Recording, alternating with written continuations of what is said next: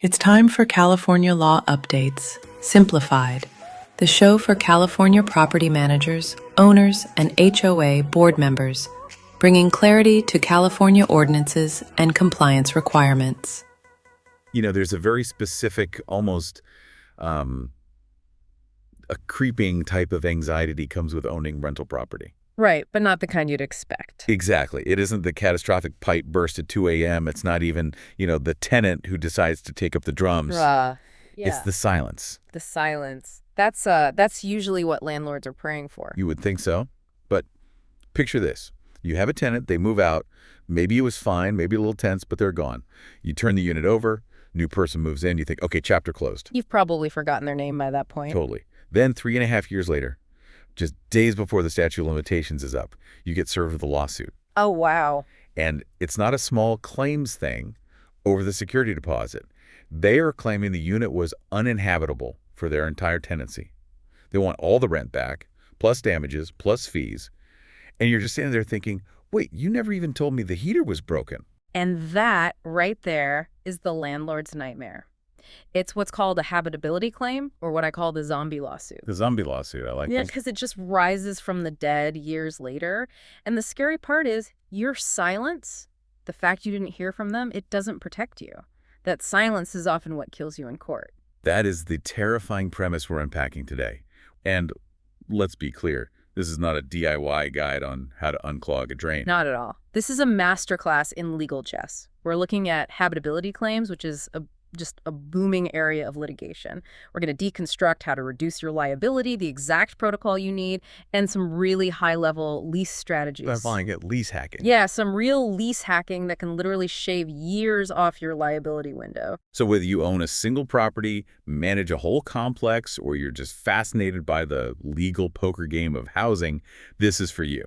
We need to figure out where that line is between a landlord's duty and a tenant's behavior. So, okay, let's define the battlefield. What do we even mean by habitability? That's a great question, because I think regular people and lawyers have very different definitions of that word.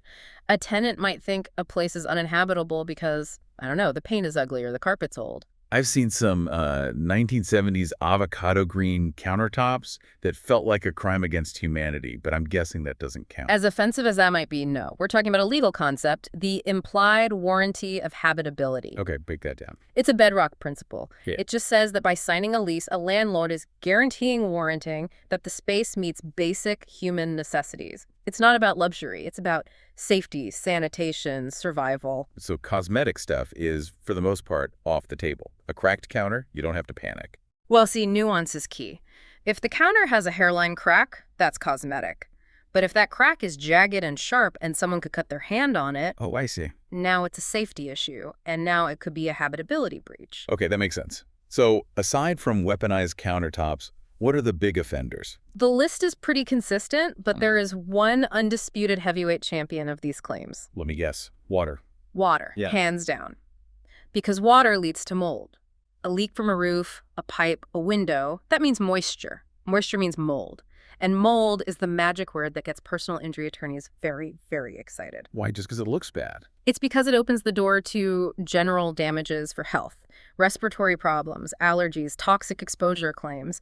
That's where the settlement numbers just explode. Okay, so water is number one. What else is on the list? The basics, no hot water, broken heaters, especially in winter. Sewage backups are a huge one. Pest infestations, rats, roaches, bed bugs. And then structural things like wobbly stairs or loose handrails. These all seem so obvious, though. If the heat goes out, you fix it. Why is this so litigious? Are there really that many slumlords just ignoring this stuff? It's usually not about being a slumlord. It's about the gap between something breaking and then it getting fixed. And how you document that gap. Precisely. And that brings us to the most critical operational part of this whole deep dive, the protocol. The source material is so clear on this. Most landlords lose these cases not because they refuse to fix something. They lose because they are bad at administration. They're bad at the paperwork. Terrible at it. All repair requests must be in writing. Email, text, a web portal, whatever. I can hear the pushback already, though. You're a hands-on landlord. You're walking the property. A tenant says, hey, the sink is dripping. You say, sure, I'll get to it. You're saying that interaction is dangerous? It is potentially fatal to your legal defense. Because 3 years later, in court, That tenant's going to say, I told him in 2024 and he ignored it for 6 months. You say, no, I fixed it the next day. And it's just he said, she said. Exactly. And in housing court, the tie almost always goes to the tenant. If it's not in writing, you can't prove when you were notified. You need to start that clock with a paper trail. The 30-day danger zone. That felt like a hard number people need to know. It is. Case law suggests landlords have a reasonable time to make repairs. Emergencies are immediate, of course, but for non-emergencies, the generally accepted threshold is 30 days. 30 days. So the clock starts ticking the second that text comes in. Right. If you let a known habitability issue go past 30 days, you are essentially admitting you were negligent.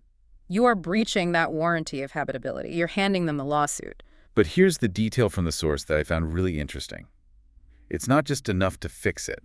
No, you have to prove you fixed it. Right. This is where that he said, she said can come back to bite you. Let's say you send a plumber, leak is gone, great. But did you send a follow-up email? Did you write, Dear tenant, the plumber repaired the P-trap today. Please confirm this is resolved. Memorialize the repair. Exactly. If they reply yes, or even if they don't reply at all, you have the record. You have a start date and an end date. You've bookended the liability. Without that, they can claim the leak and the mold just kept going for another 6 months. It seems like such a small step, but it's basically a free insurance policy. Okay, let's pivot to a scenario every landlord dreads. The handy tenant. Oh, the DIY enthusiast, a classic. The guy who watches a YouTube video and thinks he can rewire a ceiling fan. The source talks about repair and deduct, but there's a trap here, right? A huge one. So tenants do have a legal right to repair and deduct rent, but only in very specific, very narrow situations. Usually it's after a landlord has completely ignored a serious issue for longer than that 30-day window. But they jumped the gun. All the time. They don't want to wait, so they bring in an unlicensed friend or a cousin to do the work. And this is where the landlord needs to get strategic. Correct. It's a pivot point. Your lease almost certainly says no alterations without consent, and work must be done by licensed pros. If a tenant uses their unlicensed buddy to mess with the electrical, they are now in breach of the lease. So if that wiring causes a fire, the liability slips. Completely. It goes from landlord negligence to tenant breach. You can hold them responsible for the damages. You can potentially even evict them for it. Right. But you have to know who's doing the work. You have to be vigilant. Okay, let's move into the real chess game. Defense. Specifically, the retaliation trap. This felt like a setup. It can feel that way. Here's the scenario. You have a problem tenant. Late on rent, loud, whatever. You're getting ready to evict them. But right before you can file, they call the health department and complain about a leak. And just like that, your hands are tied. Legally, yes. If you issue a rent increase or an eviction notice after they filed an official complaint, the law presumes it's retaliation. Even if they haven't paid their rent. It gets really messy. If you try to evict for non-payment while there's an open health department case, a judge will likely just hit pause. They'll see the uninhabitable claim and might stop the eviction or reduce the rent owed. So what's the move? You're stuck. You have to change your order of operations. The advice is you have to clean your hands first. You fix the habitability issue. You get the health department to sign off that it's all resolved. And then, only then, do you proceed with the eviction. So you have to swallow your pride, fix the problem for the person not paying you just to get them out. It feels counterintuitive, I know, but it's the only way to clear the path for yourself in court. Okay, so let's just start with a quick reality check. I mean, for anyone listening, just look at the calendar for a second. It's late January 2026. Right. And for, thousands of property owners all across California, this date isn't about, the future. It's a massive flashing red alarm bell. It is, and it's an alarm bell that, honestly, a lot of people are still sleeping through right now. Because on January 1st, so just a few weeks ago, a huge deadline just came and went. And if you own an apartment building in California and you have not had your balconies inspected, you are, technically speaking, breaking the law as we speak. And this isn't some, minor parking ticket. We are talking about laws that were born from a real tragedy. This is about life and death and potentially financial ruin if you ignore it. So today we're doing a deep dive into SB 721 and SB 326. Most people just call them the balcony inspection laws. And look, I know building code compliance sounds incredibly dry. Yeah, it doesn't exactly scream page turner. But I promise you, this story has, well, it has everything. A heartbreaking origin, some invisible science, and this whole idea of a ticking time bomb that could be hiding right under a fresh coat of paint. It really does. And to help us get through, Today's episode is brought to you by Dr. Balcony, California's leading balcony inspection company for SB 326 and SB 721 compliance. With over 4,000 inspections completed, Dr. Balcony uses a patented, minimally invasive process that protects your property while ensuring safety and compliance.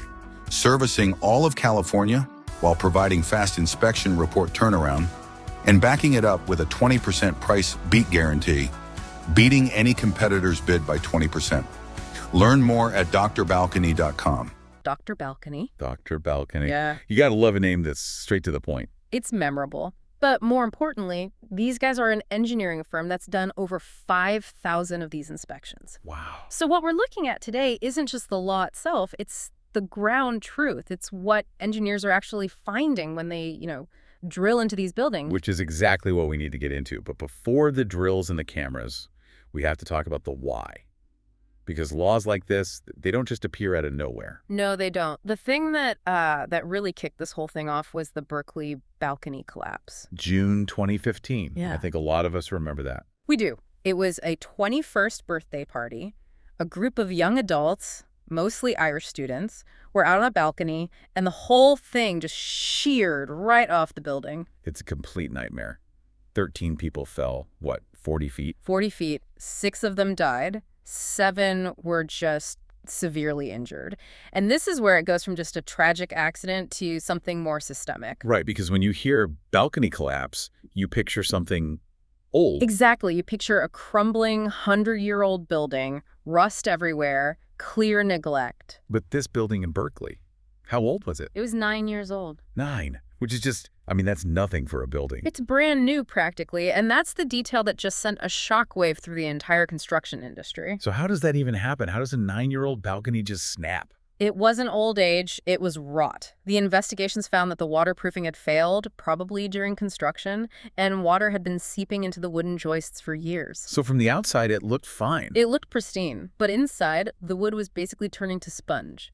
That's the terrifying part. You could be standing on a perfectly painted balcony with no idea that the skeleton inside is just dissolving. Exactly. And the fallout was huge, a $20 million settlement.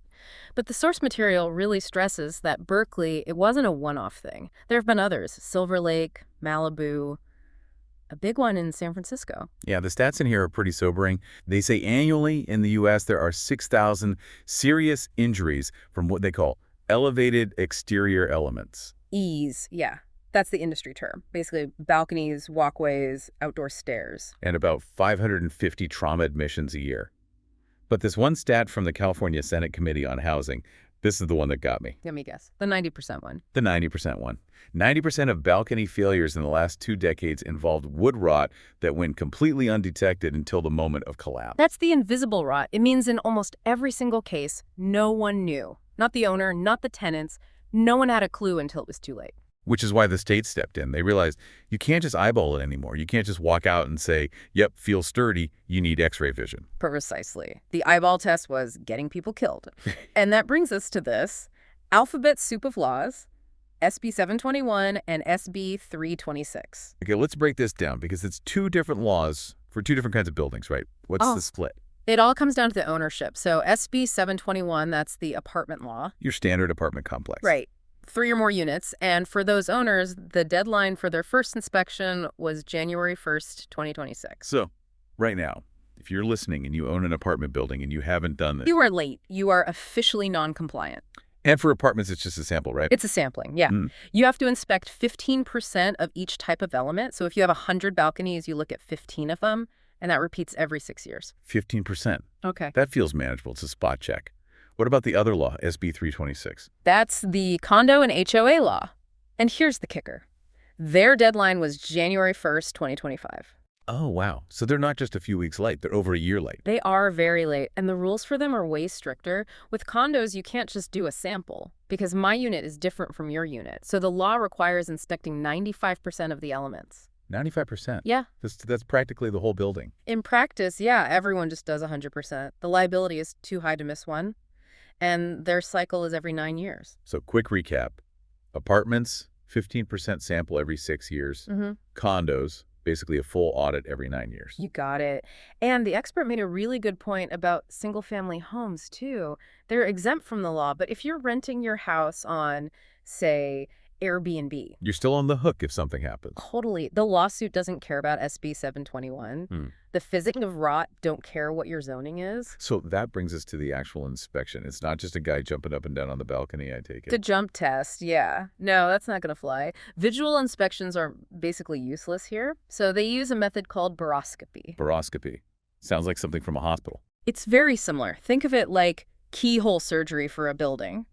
They drill a tiny hole, about the size of a nickel, into the underside of the balcony. Just a nickel-sized hole, that's it. That's it. And then they insert a tiny camera, the boroscope, and it gives them a full 360-degree view of what's going on inside. So they're literally looking inside the walls. Exactly.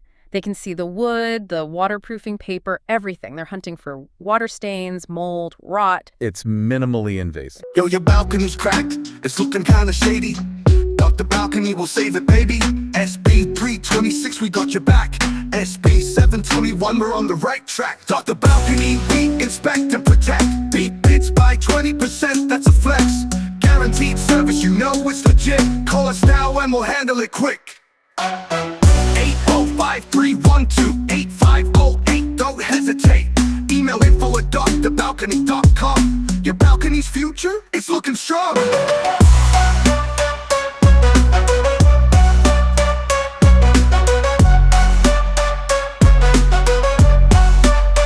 You mentioned in the source material they see one culprit over and over.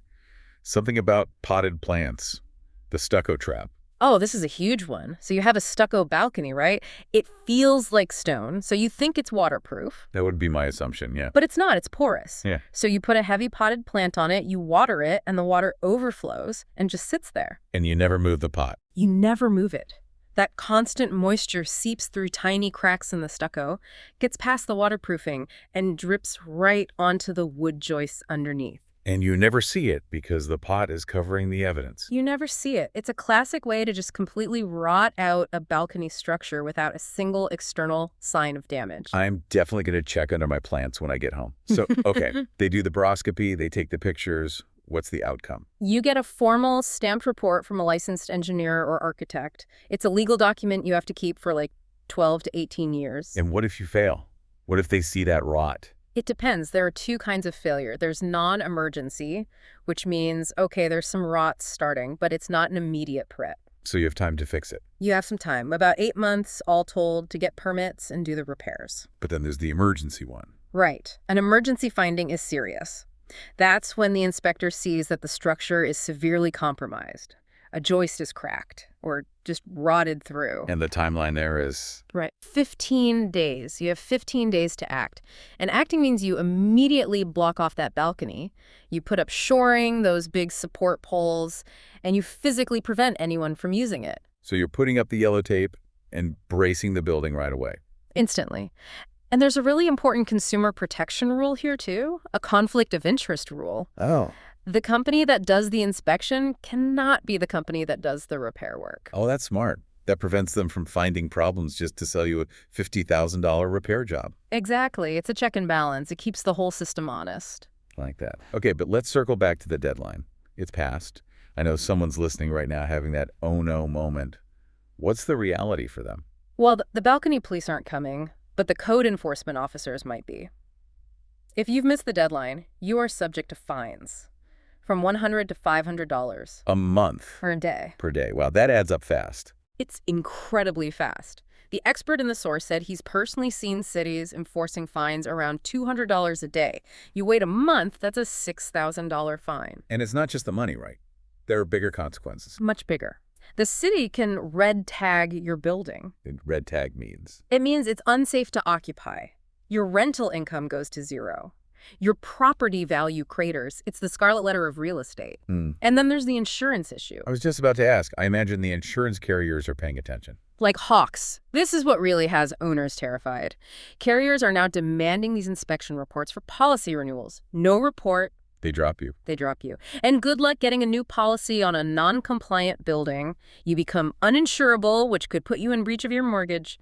It's a domino effect. That's the nightmare scenario. Is there any kind of grace period? Officially, no. The deadlines were the deadlines. But Yeah. the expert did say some cities are accepting a good faith effort. And what does that look like? It means if you're late, but you can show them a signed contract with an inspection firm pointing you're in the queue to get it done, they might hold off on the daily fines. So the advice is don't hide your head in the sand. Do not hide. Call an inspector, get a contract, and show the city you're trying to comply. Procrastination is what triggers the big fines. And these inspectors must be slammed right now. Completely swamped. It's a classic supply and demand problem. Everyone waited to the last minute, and now there just aren't enough licensed people to go around. Human nature, but the stakes are just so high here. They are, and I think if we just zoom out for a second, it's easy to get lost in the fines and the deadlines. It all feels like bureaucracy, but you have to remember where it started. Berkeley. The physics of wood rot are unforgiving. Fungi don't care about your schedule. And gravity does not negotiate. Gravity does not negotiate. The laws are strict because the alternative is another tragedy. A tragedy that was, in hindsight, completely preventable with a nickel-sized hole and a small camera. So for the listener, even if you don't own a building, this changes things. It does. It changes how you should look at any building. We just assume if it's standing, it's safe. This whole situation proves that's not always true. It makes you think. The next time I'm at a friend's apartment or an Airbnb, I'm definitely going to look at that balcony a little differently. I'll be wondering, when was this built? Is this stucco on wood? And do they have any idea what's really happening inside those walls? That's the million-dollar question. And for goodness sake, check under your potted plants. Please lift up the plants. All right, that's a wrap on our deep dive. If you're a property owner listening to this, you know what to do. Go make the call. Better late than red-tagged. Stay safe. Thanks for listening, and we'll catch you on the next deep dive. This deep dive was designed to arm you with that vital information. Now, the next step is yours. Take what you've learned today and dive even deeper into your own property's specific compliance needs. Check those notices, review those ETEs, get ahead of those deadlines. We'll be back soon with another deep dive.